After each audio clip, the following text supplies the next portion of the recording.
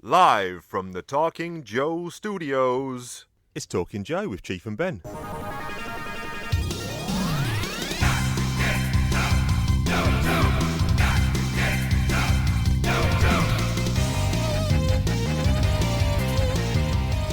Hey, it's the Chief. I'm joined by my buddy. It's me, I'm back, it's Ben. Yes, how are you doing, my friend? I'm pumped. I'm really up for this ep. Yeah? Yeah, maybe it's because it's a nighttime recording. I don't know, we've been doing a lot of daytimes. Yes. I just feel like, ironically, I've got more energy now in the night. Yeah. After a full day. It's definitely colder in my loft in the nighttime.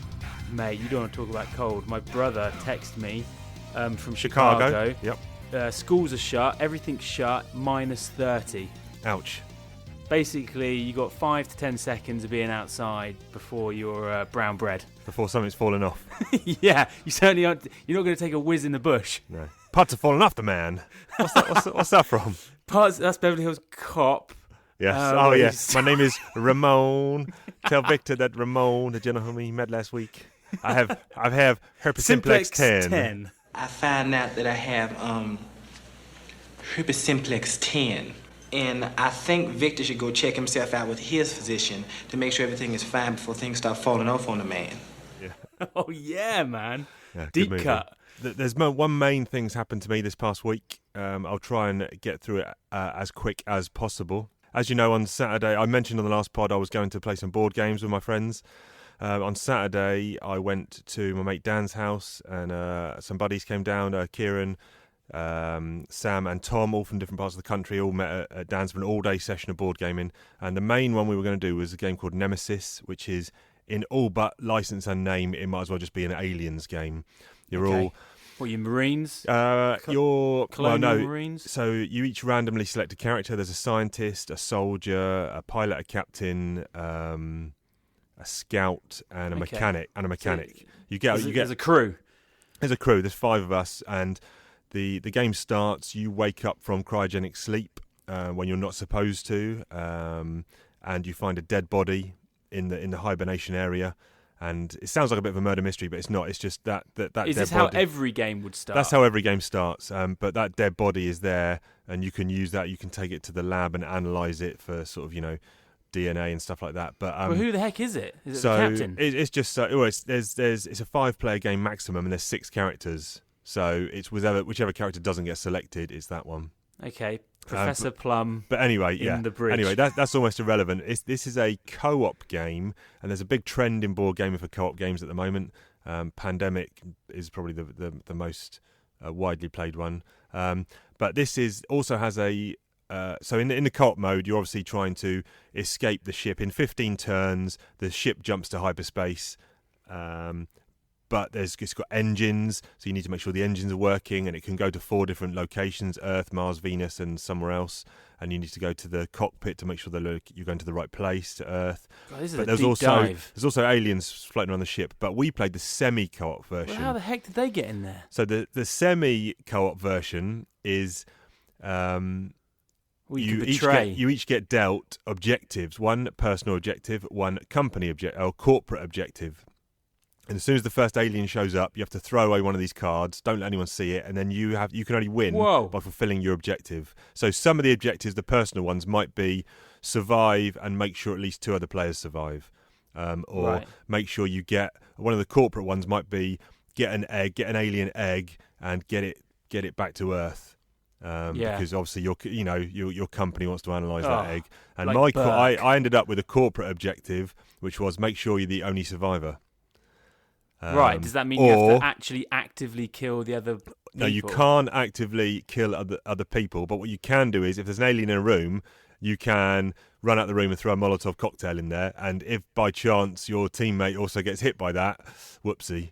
Whoa. But what are you doing here, rolling dice? It has got custom dice as well, yeah, and you've got movement actions and all this kind of stuff, but basically all the team were working together.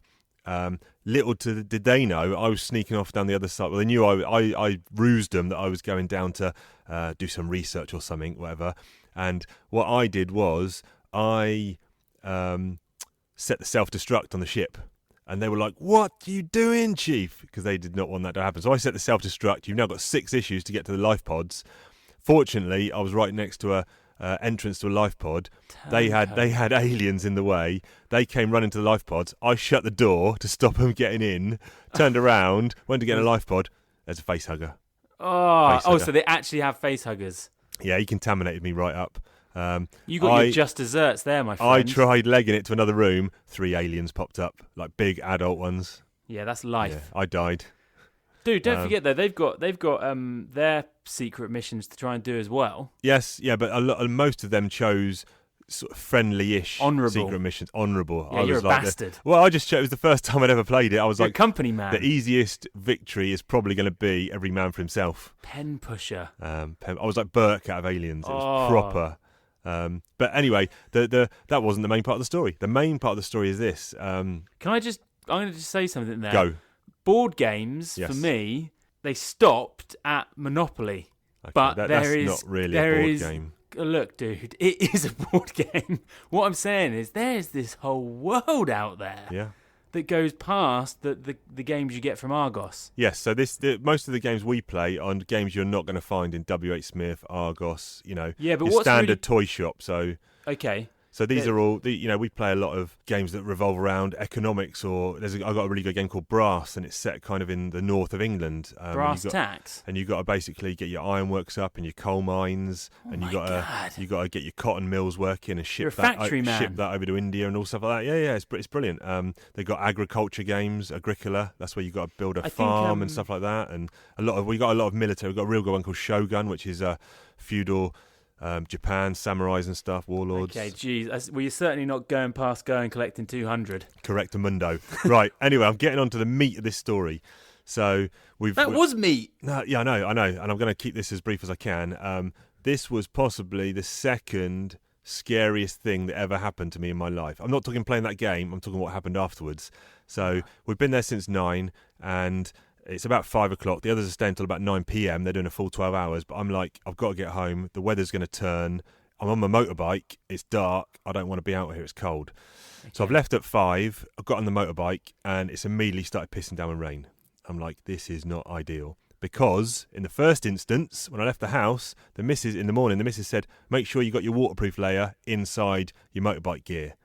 And I was like, no, I not take that. I haven't got time. I was like, I want to get this game. Dan set this game up ready for us to play. I don't want to be faffing around putting this waterproof layer in. I'll get home before it starts raining. Okay.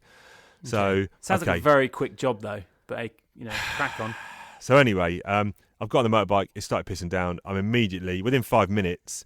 I'm soaking wet, literally soaking wet. Okay, how far's the journey? What sort of speed are you looking at? It's an hour journey. It's about 36 miles. Hour? It's Bracknell. So I'm South London. I'm going up to Bracknell. So on a chicken chaser on a Suzuki SV 650. So what are your treads like? Yeah, pretty good. Okay. Anyway, I'm about 10 minutes in now, and I'm soaking, and I'm starting to get very cold because literally, I'm not even kidding. I've got jeans on underneath. You might as well have just chucked me in a bath. That's how wet I am. My visibility is poor. I've gotten to the M3, and I'm about 2 minutes onto the M3.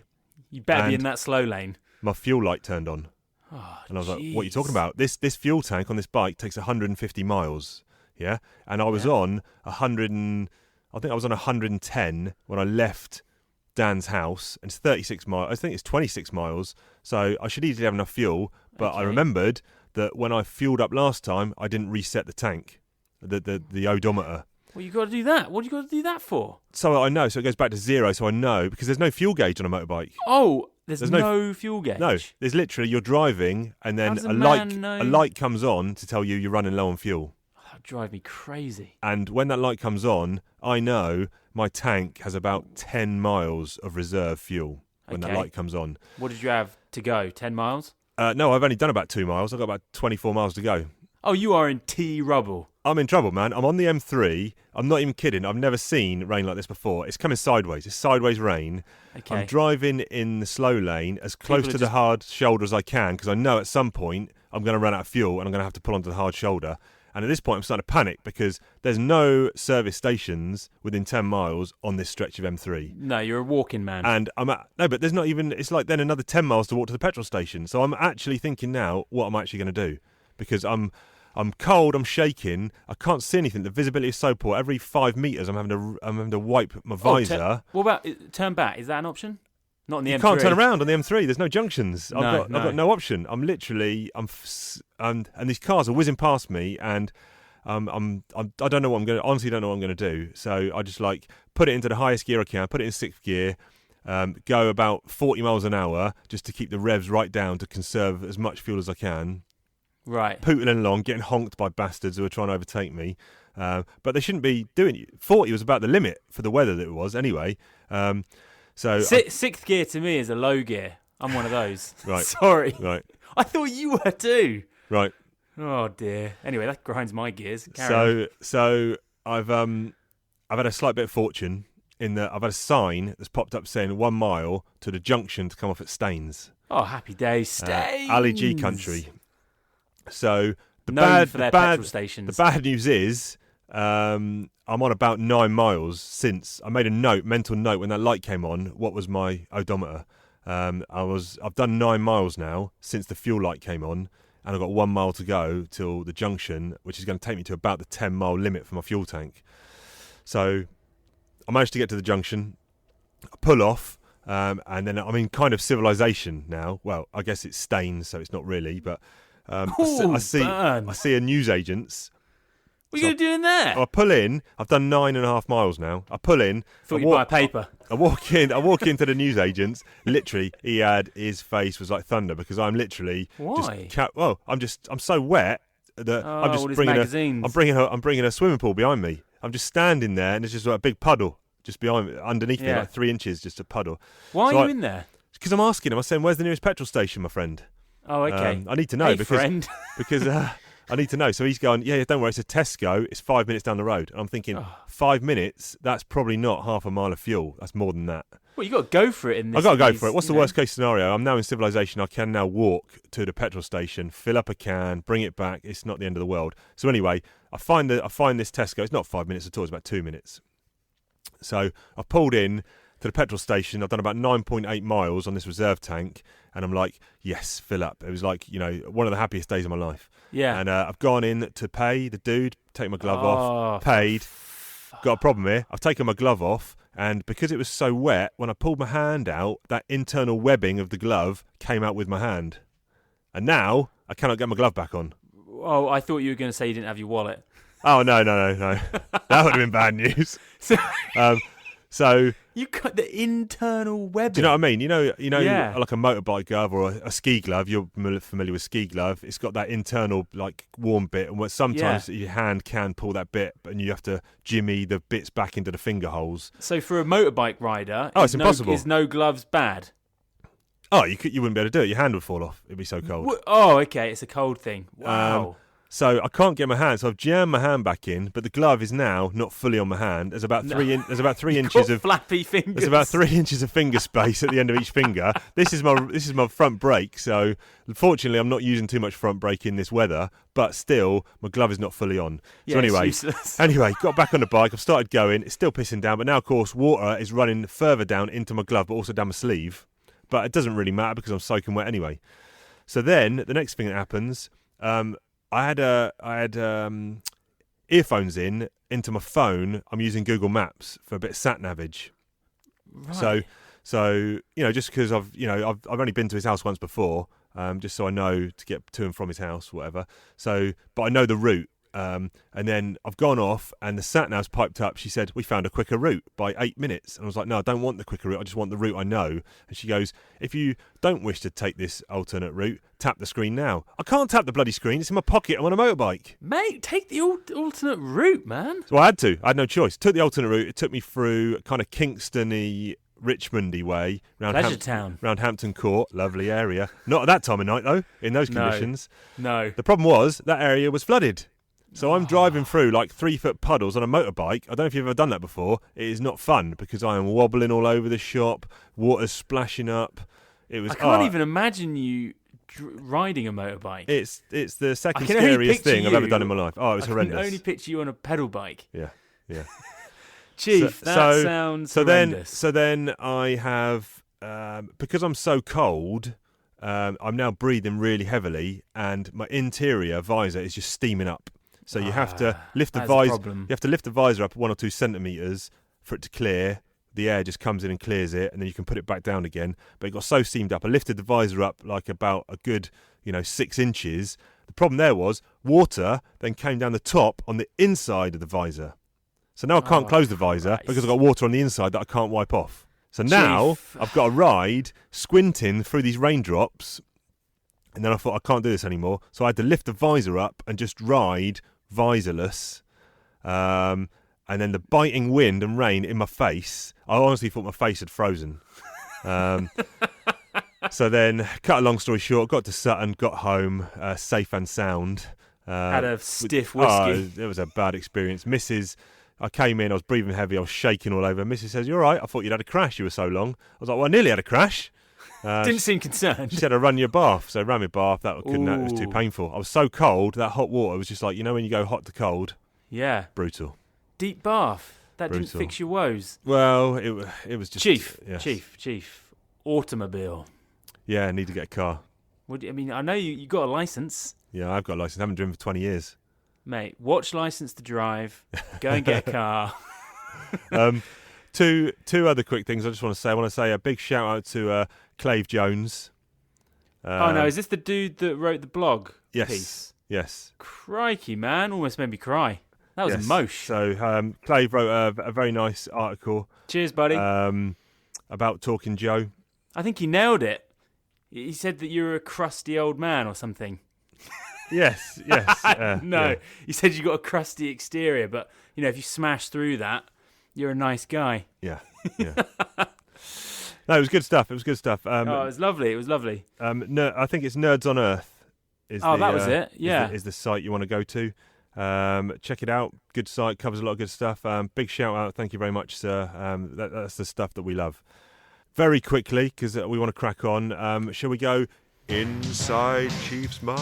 Ooh. Jeez, I've just been in there for 10 minutes on this motorbike journey. All right, we'll have a real quick one then today.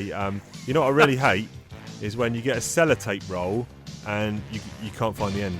Yeah, but mate, you don't bite your nails, just use your fingernails. You're picking at it, you can't find it. Oh, it's just annoying.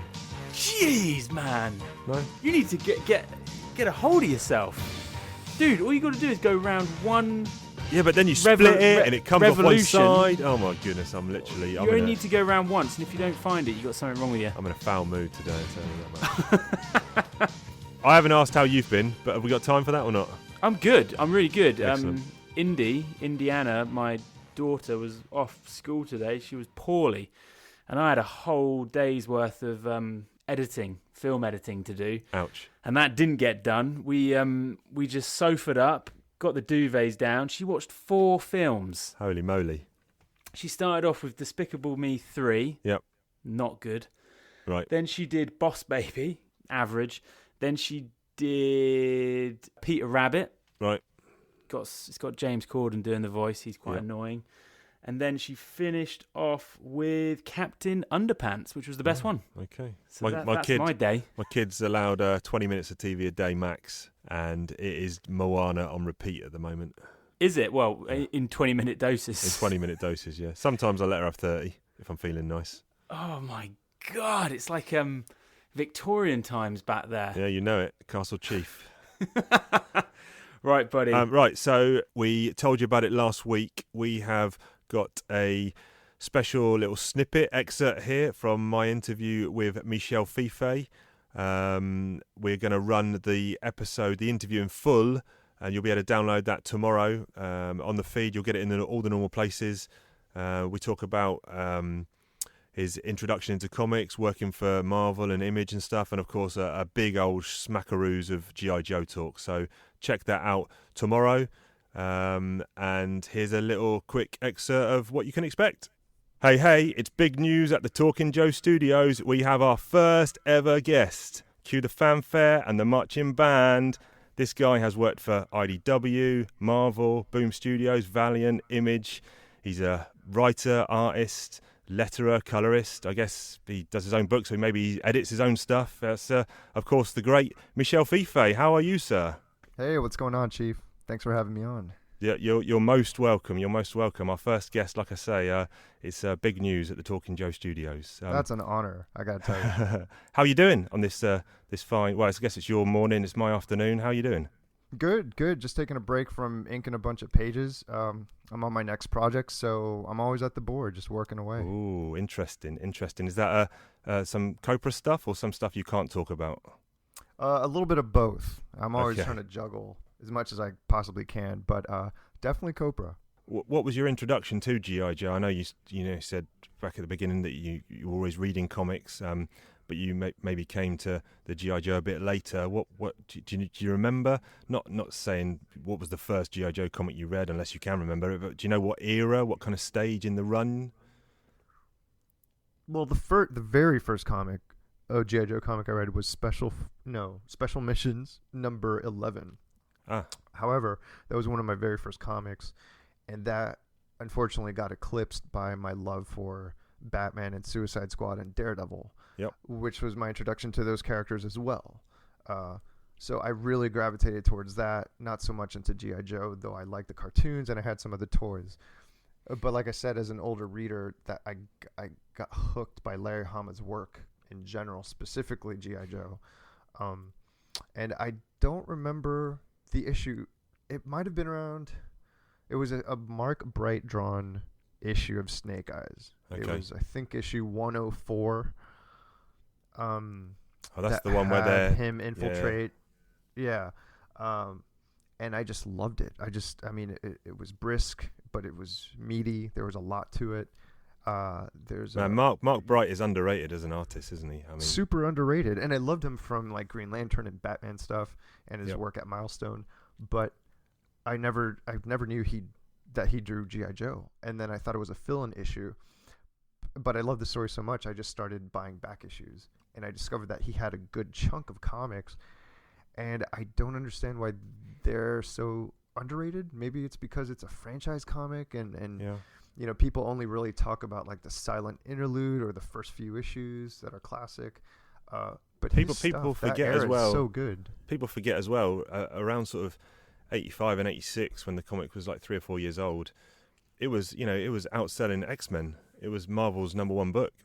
Yeah, that's and right. It was obviously- G.I. Joe and X-Men back neck and neck. Yeah. I mean, and obviously, they kind of the industry kind of suggests that if you're a toy franchise comic, you've probably got 2 years tops before cancellation, and those toys make way for new toys, and your comic book's going off the cliff. But I mean, to do 155 issues, okay, admittedly towards the end the sales maybe weren't so good, but 155 issues of a toy franchise, and then 10 years later to resurrect it, or more than 10 years later to resurrect it and do another 100 issues is a big achievement.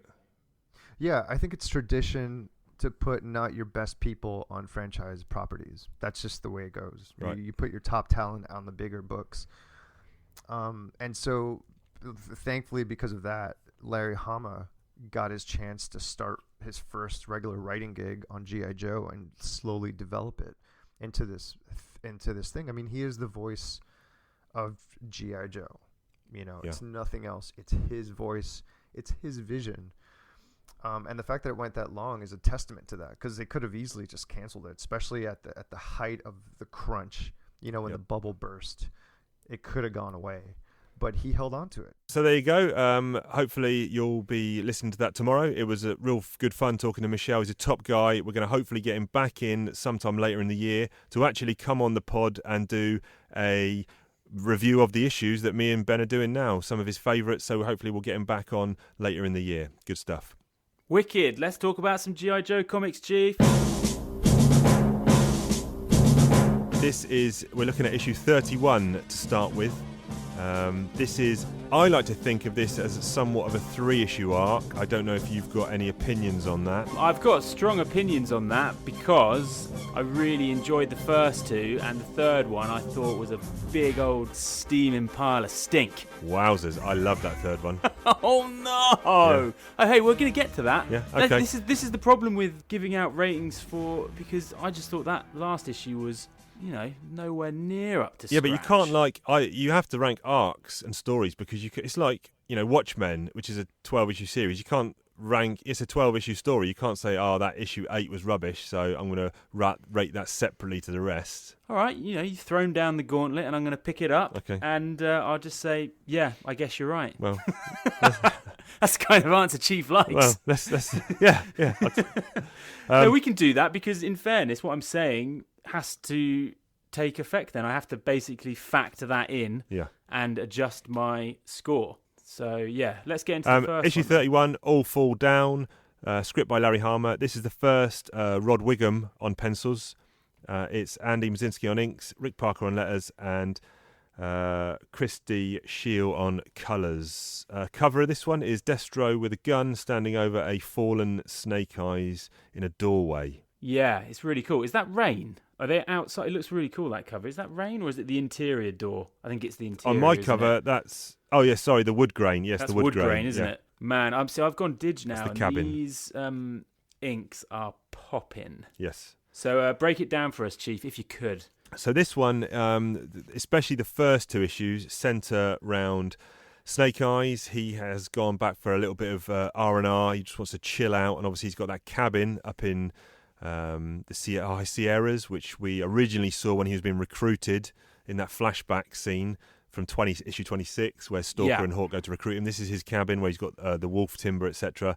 He's gone up there just to chill out. Unbeknownst to him, they've sent out Airborne and Spirit to kind of just keep a watch on him. You never actually find out why, do you? But now give me Spirit's full name, Chief. Spirit Iron Knife, is it? Iron Knife, is it? They keep using it, and I wasn't aware that he had a full name. I only knew him as Spirit Iron Knife. Fair enough.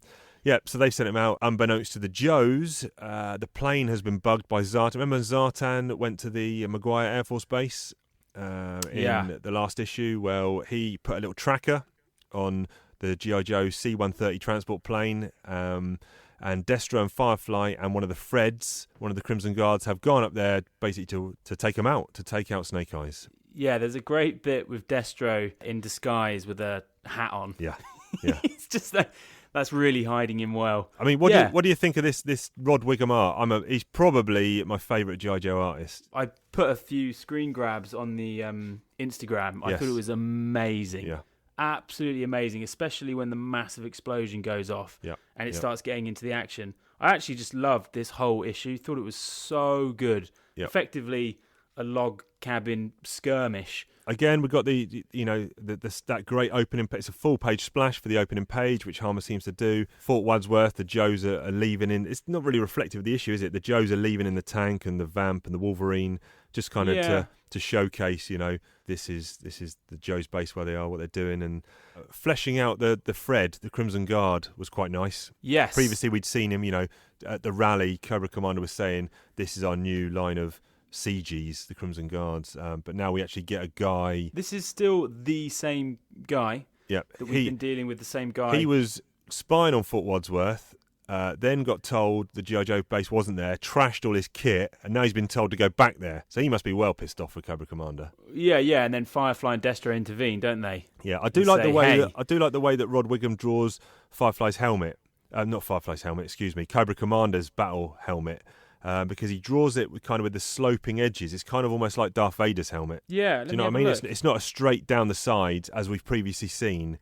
It's kind of almost like it's got that flaring. Is this guy on for a while now? Rod Whigham, yeah. And I've got big news, actually. I've been in contact with Rod Whigham, and we've got some exclusive Talking Joe art coming our way from Mr. Whigham. Oh, more commissions. Yes. Awesome, man. So when that comes through, we will share. But yeah, he's a top guy. I've been chatting to him, a real good guy. I will try when I'm brave enough to broach the possibility of him coming on the podcast, because that would be amazing. But you got to build up to that. I'll build up to that. Yeah. I think in this issue, this is probably the best we've seen Firefly be. Yep, he actually gets to do stuff. Operative. Yep. When he lazzes in that grenade. The art in this issue is the bit where he's laying on the roof and he kind of pops it down the chimney. Is that next issue? No, that's next issue. Right, okay. But what's really funny about when he tosses in the grenade, Snake Eyes, he goes to throw it out and he misses, and it bounces off the window and back in. Ricochets. And then Destro takes a low to the face. But as we know, again, he took that earlier, didn't he, when he was flying the Rattler down in the swampland? There's so many explosions in this issue, and they're drawn really kind of kinetically, and do really stunning. Do we ever do? I think you mentioned this in an earlier pod. Destro is obviously drawn really emotive in this. Whigham's art's fantastic, it's amazing. But do we ever question how Destro's mask gets so almost like a skin tight feel? No, we don't. I mean, that's something I've never actually thought about until I've just asked that question to you now. You know, in 20 in a years couple of of reading issues, these comics. he takes it off, doesn't he? But you don't does actually take see it off, anything. Yeah. I think you're meant to think that it's a very soft, but obviously strong metal, and it kind of it's beryllium steel. It's polished beryllium steel. That sounds like it's not that malleable. He can express himself clearly. Yeah, we may have just gone too deep there. I don't know. I do like that bit I think where you're just meant to think that he's awesome. I do like that bit where Snake Eyes is parachuted out of the helicopter above the High Sierras. They're saying it's a non-classified mission. Oh look, if Snake Eyes wants to jump out when we're not looking, let him. And then Spirit and Airborne go down after him. And there's a cool bit where Snake Eyes is out chucking a stick for his wolf to fetch, and Spirit is in a tree, jumps down. He goes, I think he spotted us. What, from 10 miles away? And he goes, yeah. Yeah, his senses are that keen. And then Spirit says, we're going to make a fire and pretend we're campers. And everyone's like, will that fool him? And he goes, no. Of course not. Man, I'm just looking at those bits that you're talking about. The detail on Airborne. Man, this artwork's incredible. Yeah. But I think also a lot of it is I'm reading digital. Yes. And I'm cropping in, and I'm really getting up close to the art. So something in me is tempting me to go dig as well, even though I've got all the original issues. This is 1980s. I think that's advisable. A different experience. Obviously, yeah, I've never read it as dig before, and obviously these colours are a little bit washed out and faded. So maybe I will think that would be good. Yeah. Do you actually? Obviously, there's no reason why you would, but you don't own any of the dig stuff. I don't know. No. It's pretty cheap. Yeah. There's a great bit where the wolf jumps onto Destro. Yes. A wolf. Yeah, well, that's a real cool. But he's got Snake Eyes corner, doesn't he? In the cabin on the roof. You posted up that cool panel of Snake Eyes shooting out the window, the rat-a-tat-tat-tat. Yeah. And then Destro goes in, doesn't he? And he's standing above Snake Eyes. That's a real cool page. He's in the doorway. And he's like, he's all shadowed. Yeah, he's all shadowed. He's like, you're down. Can you pull that Uzi on me fast enough? And then Destro's about to pull the trigger, and then of course Timber jumps in. And that is the bit where Firefly chucks the C4 down the chimney. Yeah, he's proper stealth. I thought it was next issue. Yeah, and then he chucks it down. And then this is where our guy Fred. Yeah, he takes it, man. He takes it. Yeah, Spirit's like Airborne goes out, doesn't he? Fred takes Airborne in both legs, I think. And then Spirit's like, there's a real cool panel of Spirit pointing his gun straight to the reader. Yeah, really cool. And just yellow background. Yeah, a hunter never Airborne reveals his location. He gets chopped. He gets down. Drilled in both legs. Yeah, lower leg shots, I think. Ouch. It ends with the big explosion, the wolf looking on, and you're presuming everyone's dead because this C4 explosive has just gone off. Yeah, and that wraps up that issue. Apart from that which was, I agree with you. It's could be one of the single best issues of the run so far. Oh, I thought it was incredible. Just from the cinematic feel to it, the balls out action. Also, it's really tight. It's not so really tight. There's no flab at all there. Yeah, it's not skipping off back and forth. It does a little bit at the beginning just to set some stuff up, but really it just stays with that log cabin the whole time. Yeah. And it's effectively a whole firefight, the whole issue. Why was Snake Eyes in his combat gear when they surprised him at his cabin? Not sure. Oh, dude, he saw them coming. He got zipped up. He's probably right. And there's a one-page interlude, if you will, of the Baroness and Major Blood. They've got Billy, who they found rifling through the files in the other issue. Yeah, because they're plotting this thing. They're now plotting to off Cobra Commander. Yeah, in the parade. There's a big parade rally coming up where Cobra Commander's going to, unveil his new plans or whatever it may be. And there's the Cobra Youth Brigade, which is effectively like the Boy Scouts, which again is Hitler Youth, isn't it? It's the Hitler Youth, yeah. But again, it kind of shows you how deep Cobra's tendrils run into society. And they're going to present a bouquet of flowers. And in it is going to be a .357 Magnum that Billy's going to shoot him right in the face with. Although Major Blood, the most powerful handgun. Yeah. Dirty Harry will tell you all about that. Yeah, great issue. Yeah, it's really cool, buddy. Moving on to the next issue, I was just about to say how good the art was, but that cover's a bit of a howler. That's the cover. It's Yeah, it was just Zartan's hood that doesn't do it for me. It's the Dreadnoks and Zartan on the bike. It's a Frank Springer cover, and it's Frank Springer on interiors. Just feels a little bit amateurish, that one. Great issue, though. Same crew as last time, except Frank Springer's drawing instead of Rod Whigham, and George Roussos is the colourist. This one's called The Mountain, and first page, again, a splash page panel, and it's the fallout from that big explosion from last issue. All the bodies are lying on the ground, except no Snake Eyes. Yeah, basically, they could all be dead, but Destro's kind of crawling away like he made it. This is February.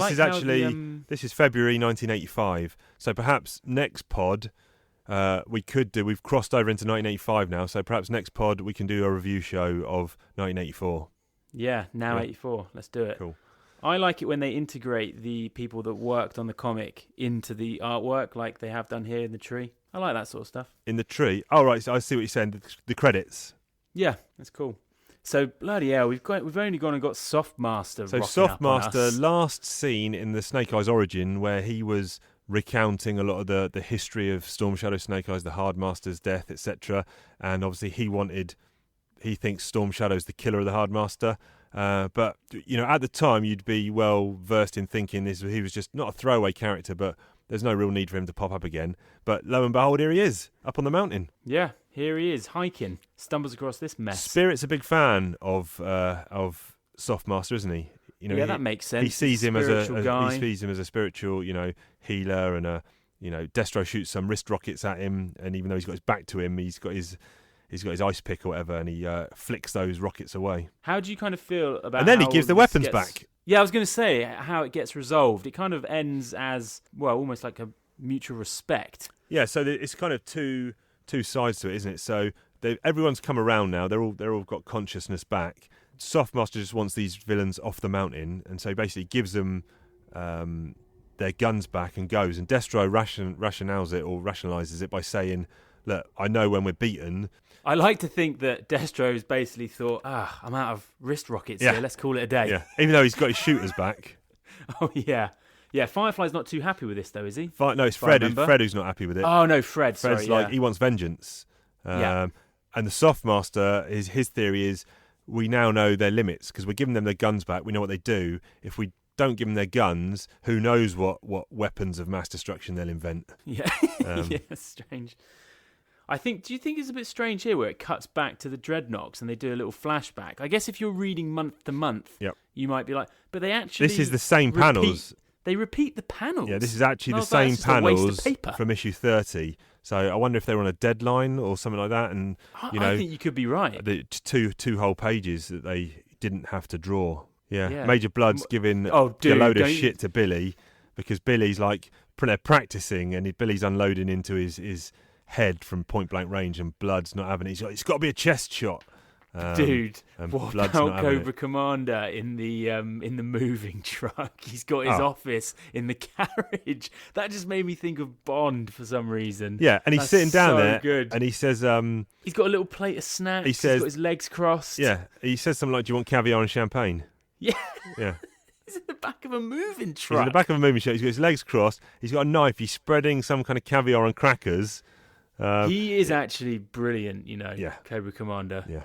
He's very funny. And then you got Storm Shadow comes back, doesn't he? Storm Shadow, because he's been out of it for a while. We haven't seen since he got locked up in Alcatraz. I think it was issue 25. He's back on the scene.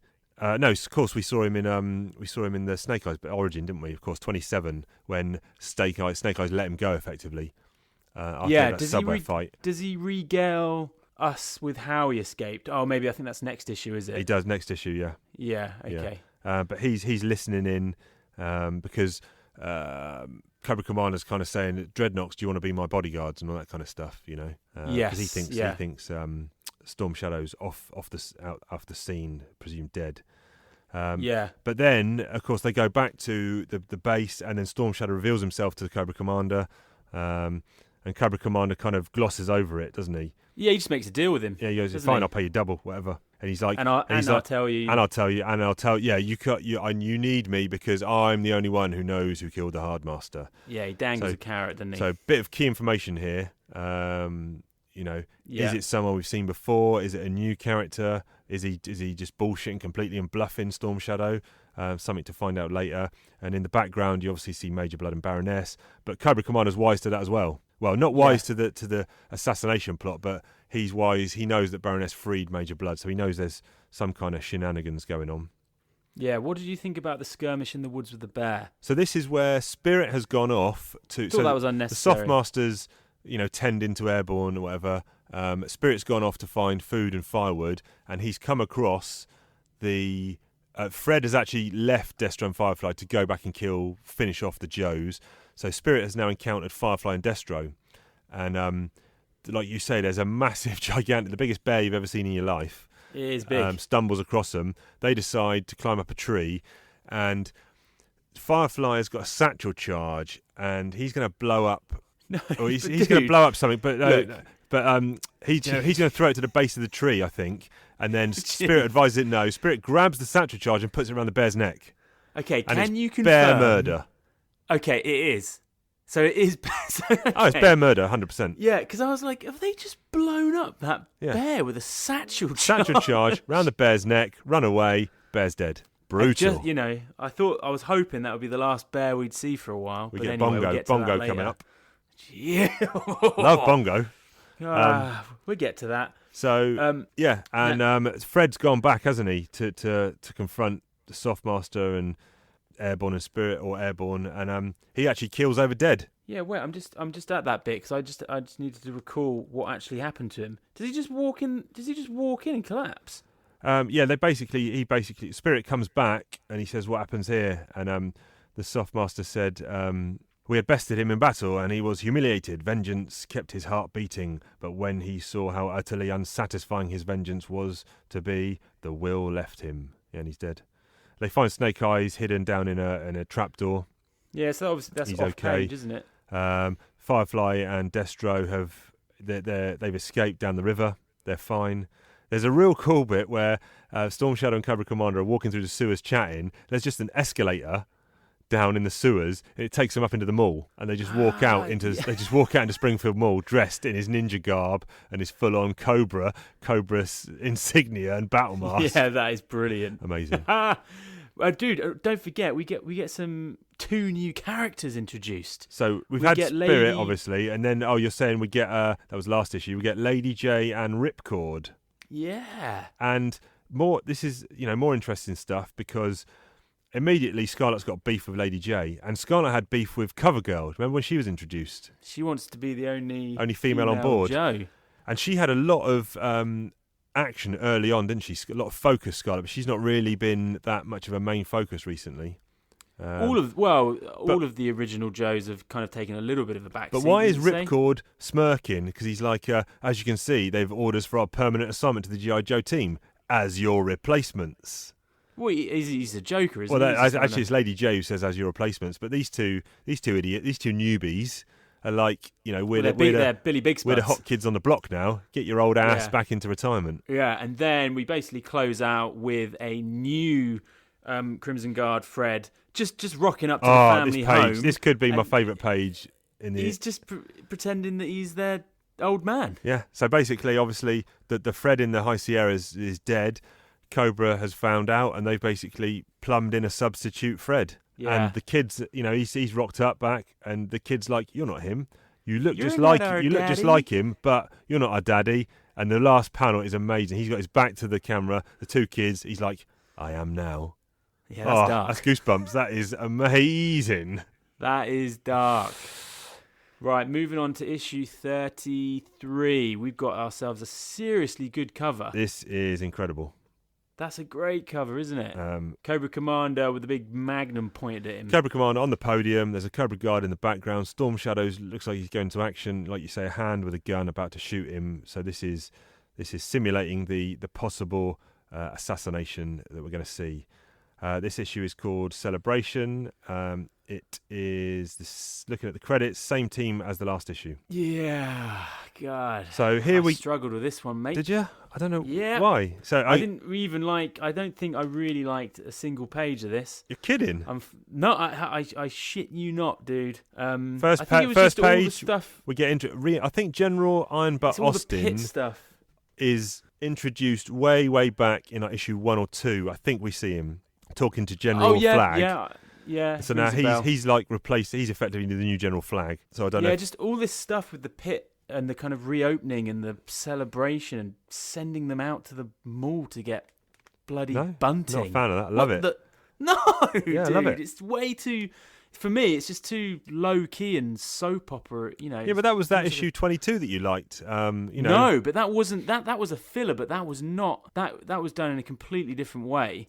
This just feels. I was going to say unrealistic, but just a bit meaningless. Yeah, just didn't enjoy it. But yeah, we'll go through it. I mean, there's a bit early on where obviously the ending's good. Yeah, that bit's great. I mean, you've got Snake Eyes in full combat gear in a hospital bed.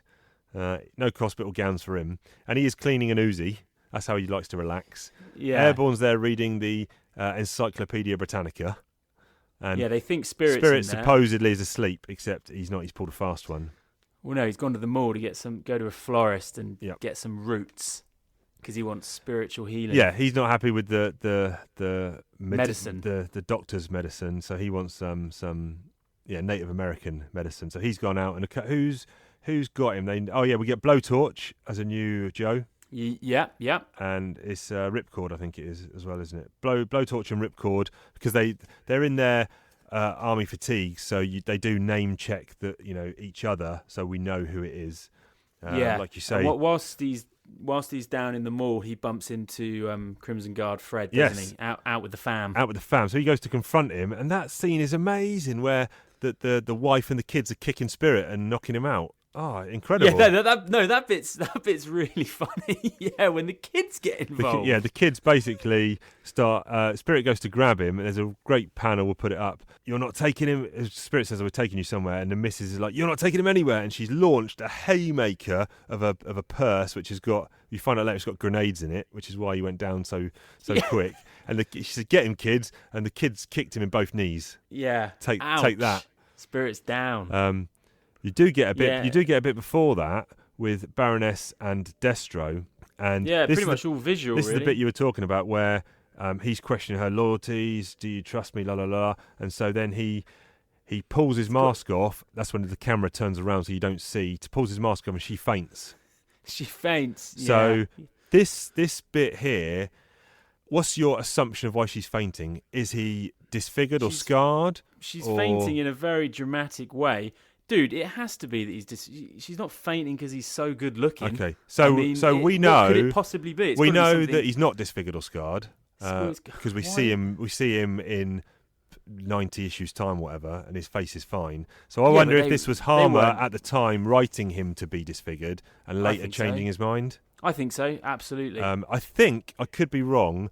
I'm going to go and look this up, but I think around issue 90 there's a Snake Eyes trilogy where you actually see his scarred face.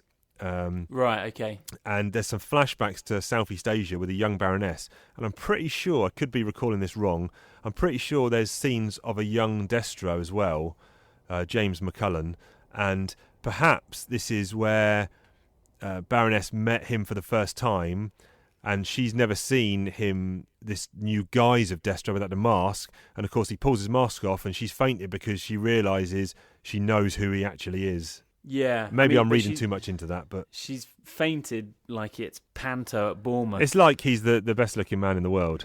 He's got full, I like that full deep V chest out medallion. Yeah. It's a great look. Yeah. I'd like to bring that back somehow, but I don't. This was some of the stuff I didn't like when it kept on cutting back to the pit, and I did like how Roadblock is massive. Yeah, he's squatting on a chair. Is barely big enough for him. Yeah, I know. Yeah, just all the stuff about the pit, and I don't know. Yeah, I like all that stuff. You see, you see Cutter and Deep Six. They're a bit injured. We might as well get into it. We might as well get into this. All right. So this is where you're talking about Bongo. You're talking about Spirit, Blowtorch, and Ripcord are chasing down Fred and his family, and they've got away in a car, and the only way to get them down is to get in this passing van, which is Bongo's balloons. Bongo the balloon bear. So natural assumption is some guy dressed up in a bear suit. He's a party dude. And they don't really draw it like that. It is a bear. Yes. Okay. Right. Effectively. Yes. Yes. So it looks like a bear driving a car, but obviously it's a person in a suit. But Blowtorch gets his kit on, and then off they go to chase down the Fred family, the Smith family. I didn't like that chase scene at all, where the boot of the car pops out some missiles. Well, no, you know what it's like when you're not into it. You can't get back into it. I just kept on. I liked it when it kept cutting back to the kind of staging area of Cobra Commander's big cellar and stuff like that. There's a Raiders of the Lost Ark bit here. Ripcord jumps onto the roof. Fred tries shooting through the roof, puts the brakes on. He goes to the front of the car and he grabs that badge, the car badge on the front. He's on the radiator, which is kind of like when Indy goes down to the front of the truck, the German truck, and he pulls the bars and they're all coming loose. But yeah. I just wasn't on board. I mean, and then back following that storyline to its conclusion of them rocking up at the pit. Yep. And so they've lost Fred, haven't they? He got away. Big celebration at the pit.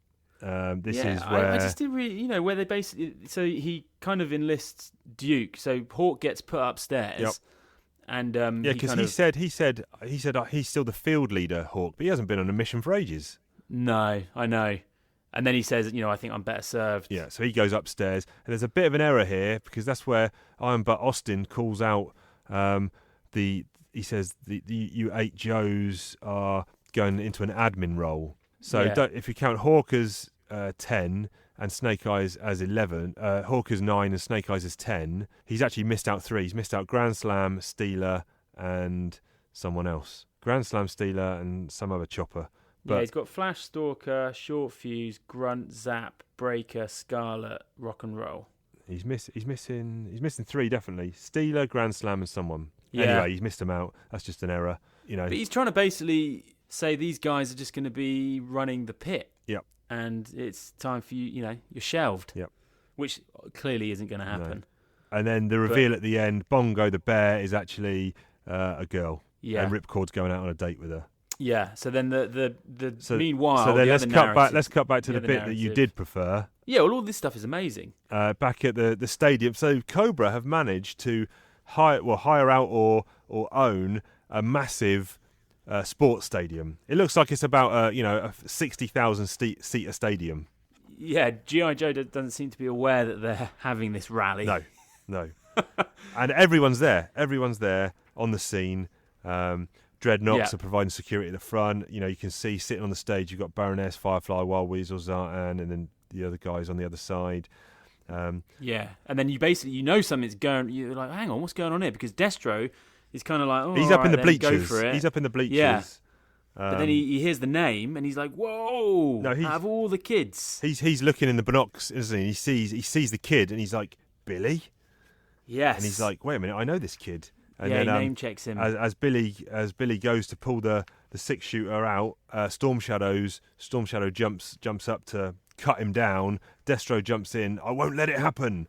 And then you get some 3 great panels where Cobra Commander here is a child killer because he's like, take this little assassin out back and get rid of him. Yeah, so cash. He's like, just kill this kid. Get rid of him. Not interested. And then Destro's like, take a good look at him. We may have some differences of opinion and even hostility between us, but there are still some things I will not abide by. Patricide is one of them. Patricide? Billy? Dad? Yeah. Okay. Amazing. So, it's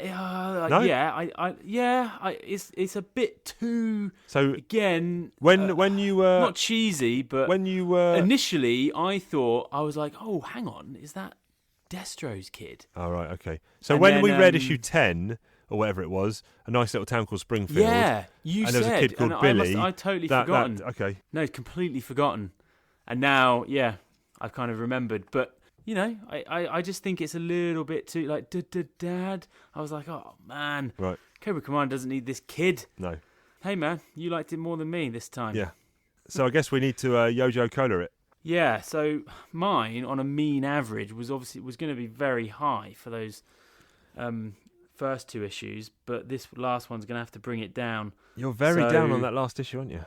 Yeah. I just thought it was a bit goonish. It's just not my thing, Chief. There's possibly more of that to come. Well, so be it. So be it. That's what we're doing. I'm gonna say I think I would have given the first two individually very high 8s, and I'd have probably given that a low 6, right, or a high 5. So I think is that a low 8 or is that a high 7? No, I think it's just a high 7, which pains me because one of the best issues ever is in there. Yep. In issue 30. Well, what we can do, don't forget when we do the yearly review. We pick out the best issue of the year. Yeah, so we'll have compiled. Once we've done a few yearly reviews, we'll have compiled our favourite individual issues. So that's where you can whack these ones up. Good shout. And also it would be a high 7. Yeah. So at the moment you've got 3 7s. You've got to fail is to conquer, to succeed is to die, which is the October Guard 2-parter. Then just above that, you've got 16 to 19, which is Cobra's Plan Revealed. And just above that, you've got issue 30, which was the last one we reviewed last episode. That's the Dreadnoks Assault in AFB base. Yeah, I'm happy to make it my highest 7 that I've had. Okay, so you're putting that in 8th spot. Now, Chiefy, I feel like you're going to be quite liberal with the Yojo Colas here, aren't you? I think you're going to be giving it a low 9. It is getting a 9, correct? Yeah, you're very good at reading, the Chief. Oh, very good. This is tough now because I've got 3 9s already on the board. I've got Silent Interlude is slipping down. Silent Interlude is in 3rd place at the moment. Again, I might have to come back to you. I ended up, because I know I said that last issue, I ended up putting that Darkness issue 30. I ended up putting that one at position 7 on the board. But this one, I'm going to give it a 9, and it can't be better than Silent Interlude, can it? I think it might be. I like to go with, what would I rather read again? Would I rather read Silent Interlude, or would I rather read these 3 issues? I think I'd probably rather read these 3 issues. Yeah, I think Silent Interlude is a funny one. It's kind of an anomaly, isn't it? Because it is amazing, but you can't keep judging everything against it. It's kind of its own thing. And you can't keep you can keep reading it, but you can, but not really like these ones. No. So the question then becomes: is this better or worse for me than issues 28 to 29, Swamp Fire and Beached Whale? That's the Zartan fight in the swamp. I've given it a 7, man. Huh? That's a crime. It's a crime that I've given that a 7. Which one? This arc. Oh, this arc. It's crime. Yeah, it is crime. Yeah. I'm going to have a think where I'm placing it. It's getting a 9. I'm going to have a think where I'm placing it. All right, buddy. You think on. Yeah. Cool, man. Have you got a question for me, buddy? Chief asks Ben a question. Chief asks Ben a question. What'll he say? What'll he do when Chief asks Ben a question? What's your favourite of the Imperial generic troopers? Oh, such a good question, Chief. Well done. Thank you. Biker Scout. Yeah? Yeah, 100%. Due to the look. Yeah, the look, and also how kind of later in Star Wars canon, in the kind of video games, they've effectively become a kind of like a sniper class, right? Which I always thought was quite cool. But special mentions would be AT-AT pilots. Yeah. Those guys. Yeah. They are awesome. And when you say that, you're saying the dude... The dude's driving, not Veers. No, but you're saying the dude with the Stormtrooper styled helmet. Yeah, effectively. Not the guy, because when Veers is in that AT-AT, the guys in front of him, they haven't got the helmets on, have they? Or have they? No, yeah, they're 2 pilots, two AT-AT pilots. Yeah, they've got the tubing and the kind of grey, light grey. Yeah. I wasn't the colour scheme on it was a bit strange. That's what I liked about it, that kind of light grey and then pops of orange, I think. Yeah. Yeah, really cool. Obviously, what's the proper name for them? Imperial Troopers, Snow Troopers? The guys with the capes in Empire. Yeah. They're amazing. The figure came with that little plastic cape that you'd hook on his belt, didn't he? Yeah, it did. Get lost all the time. I don't think didn't last like about 2 weeks, that cape. Yeah, I've got 8 of those guys. I've got no capes. Have you? Yeah, I've got loads. That was always the way. I've got no stormtroopers. And they came with that long-ass gun that clearly they cannot hold with both hands. Yeah, no. What other ones are there? That's it. Well, TIE Fighter Pilot, Stormtrooper. I'd put in, at a push, you could put in Emperor's Royal Guard. Ooh, no, maybe not. Good. They're not. They're the elite, they're not buddy. Troops, are they? I wish you, pardon me. I wish you get a scene where you see those guys scrapping. Yes. In Revenge of the Sith, Yoda comes in Yeah. And he just kind of it's actually quite a cool scene. He just force smashes 2 of the Emperor's Imperial Guards. Yes. Like, just sort of crushes them to bits inside the armour. They smash into the wall and just sort of fall down in a heap. Yeah. That is badass. Quality. Yeah. I also like the kind of those guys that the Emperor's just talking to, like his dignitaries, his advisors. They're like purple bastards. Imperial dignitaries, yeah. Yeah. You got that in a figure. You could they're- get that. I had him, actually. There's a good scene where he basically he's being really harsh to Vader and Jedi, isn't he? He basically just tells Vader to get lost. And he goes back to a deep conversation with these. Yeah. They're also these Imperial wrinkled and dignitaries. crusty, aren't they? Yeah, crusted up big time. Good stuff. That answers your question, buddy. That's it. So next episode, we will be reviewing 34, 35 and 36. These are single issue, single storylines. I think I'd incorrectly said that the ones we were going to do this week were individual story arcs, but these are definitely 3 individual stories. The next one's 34, 35, 36. Read along with us. Okay. Pick them up in the usual places, Comixology or Amazon if you're going digital, or the trades. Yeah, it's going to be a fun time. Okay, catch us in all the usual places. TalkingJoeComics@gmail.com. Talking Joe Comics on Instagram. We're pretty active on there. We're getting a lot of good interactions as well. Talking_Joe on Twitter. Followers going up there. Talking Joe, a G.I. Joe podcast on the Slow Burn Facebook. Where can the listeners find you personally? You on Twitter? If you want to contact me Instagram? personally, I'm on Chiefy Two Shoes. That's Chiefy, as in chief with a Y, then a 2, number 2, shoes. Chiefy Two Shoes. Where's that at? That's Twitter. Oh, nice. Okay. Well, if you want to follow me, guys, I'm Ben Flying Retro on Instagram. Nice. So come follow me. Good stuff. It's been a good episode. Yeah, man. It's been really good. What you got going on this week? Holy smoke! Arsenal are playing right now. Yeah. Wait, let's just do this Check the score. live, because this is either going to be a fist pump or What is this? This is a Champions toilet League, flush. is it? No, dude, I wish. No, it's one of those weird midweek I don't follow the soccer. Premier League. There's like 8 fixtures tonight. Okay. Because it was FA Cup on the weekend, they've had to. Oh, actually, I've got a bet on fit them I've got a in. bet on West Ham. They're away at Wolves. Tell me the score for that. Sake, 0-0. Yeah. That sucks. Oh, 0-0 for Arsenal. What's the West Ham score? Oh God, 52nd minute. Oh man. The Hammers are 0-0. Okay. Yeah. So there we go. All right. Yes.